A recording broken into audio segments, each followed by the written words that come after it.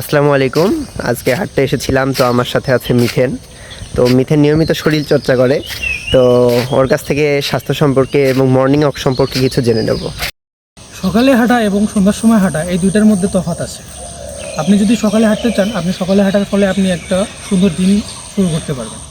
দ্বিতীয়ত যে বিষয়টা, আপনি সানলাইটটা অনুভব করতে পারবেন, যেটা আমরা দুইজন এখন এই মুহূর্তে করতে পারতেছি।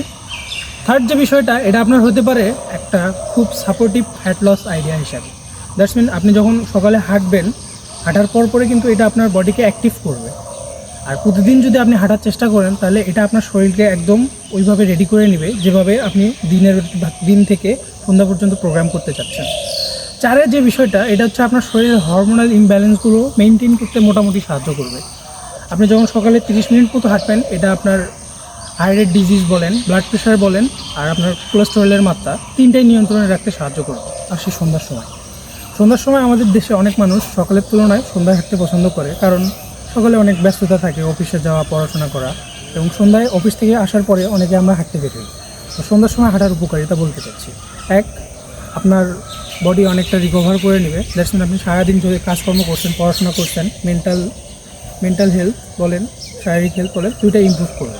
দুই, আপনার সারাদিনে যে খাওয়া দাওয়া হয়েছে, ডাইজেস্টেশন সিস্টেম, হজম প্রক্রিয়া, এটা আপনার একটু ফাস্ট করে দিবে এবং আপনার বডি তাড়াতাড়ি খাবারগুলো অ্যাবজর্ব করে নিতে পারে। থার্ড যে বিষয়টা ঘটবে, সেটা হচ্ছে আমাদের মেন্টাল হেলথ, খুবই একটা গুরুত্বপূর্ণ বিষয়। আপনি সারাদিনে কাজকর্ম করার পরে মাথার মধ্যে অনেক চিন্তা ঘুরপাক খাবে, এগুলো রিকভার করা এবং নিজের ব্রেনকে একটা শান্তি দেওয়ার জন্য মর্নিং ইভিনিং এক্সারসাইজ একটা বেস্ট ওয়ে।